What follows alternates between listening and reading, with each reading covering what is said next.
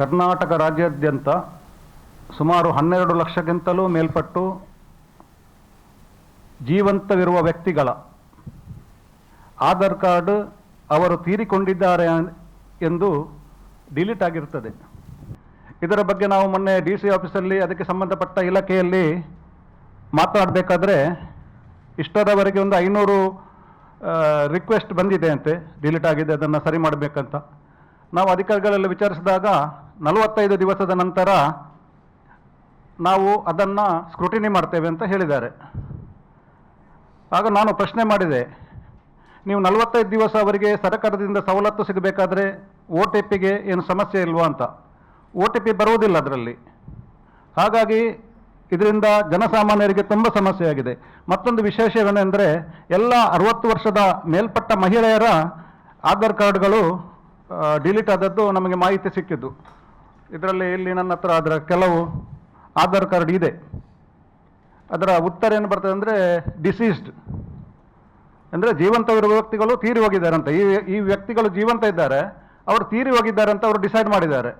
ನಿಜವಾಗಿ Aadhaar card delete ಮಾಡಬೇಕಾದ್ರೆ ನಾವು ಇಲ್ಲಿಂದ ತೀರಿ ಹೋದ ಇದು ಮರಣ ಪತ್ರ ಡೆತ್ ಸರ್ಟಿಫಿಕೇಟ್ ಇಟ್ಟು ಅದನ್ನು ಡಿಲೀಟ್ ಮಾಡುವಂಥದ್ದು. ಇದನ್ನು ಈಗಾಗಲೇ ಡಿಲೀಟ್ ಮಾಡಿದ್ದಾರೆ. ನಮಗೆ ಈ ವಿಷಯದಲ್ಲಿ ನಮ್ಮ ಆಮ್ ಆದ್ಮಿಯು ಖಂಡಿತವಾಗಿ ಜನರ ಪರವಾಗಿ ಹೋರಾಟವನ್ನು ಮಾಡ್ತಾ ಇದೆ.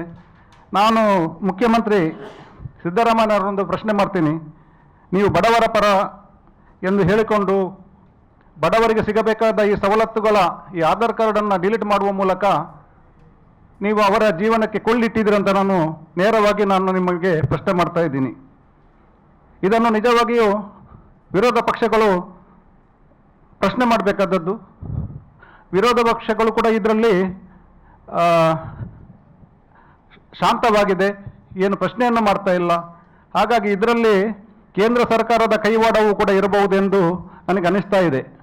ಇದನ್ನು ಮಾಧ್ಯಮ ಮಿತ್ರರಾದ ತಾವುಗಳು ಇದನ್ನು ಗಮನಹರಿಸಿ ಈ ಜನರಿಗೆ ನ್ಯಾಯವನ್ನು ದೊರಕಿಸಿಕೊಡುವಲ್ಲಿ ತಾವು ಕೂಡ ಸ್ವಲ್ಪ ಪ್ರಾಮಾಣಿಕ ಪ್ರಯತ್ನವನ್ನು ಮಾಡಬೇಕಂತ ನಾನು ಕೂಡ ಈ ಮೂಲಕ ಕೇಳಿಕೊಳ್ತೇನೆ. ಹಾಗೂ ಈಗ 10 ವರ್ಷದ್ದು ಆಧಾರಿತ ವಿಚಾರ ಅಲ್ಲ, ಅದು ಅವರೇ ಹೊಣೆ. 10 ವರ್ಷದಲ್ಲಿ ರಿನ್ಯೂವಲ್ ಮಾಡದಿದ್ದರೆ ಇದು 10 ವರ್ಷದ್ದಲ್ಲ, ಇದು ಡಿಲೀಟ್ ಅಂದರೆ ಸತ್ತಿದ್ದಾರೆ ಅಂತ. ಜೀವಂತವಿರುವ ವ್ಯಕ್ತಿಗಳನ್ನು ಸತ್ತಿದ್ದಾರೆ ಅಂತ ಹೇಳುವ ಅಧಿಕಾರ ಯಾರಿಗೂ ಕೂಡ ಇಲ್ಲ. ನಮ್ಮ ಪ್ರಶ್ನೆ ಅಧಿಕಾರದಲ್ಲಿ ಇದು ಈ ವ್ಯಕ್ತಿಯನ್ನು ಸತ್ತಿದ್ದಾರೆ ಅಂತ ಹೇಳೋದು ತಪ್ಪು.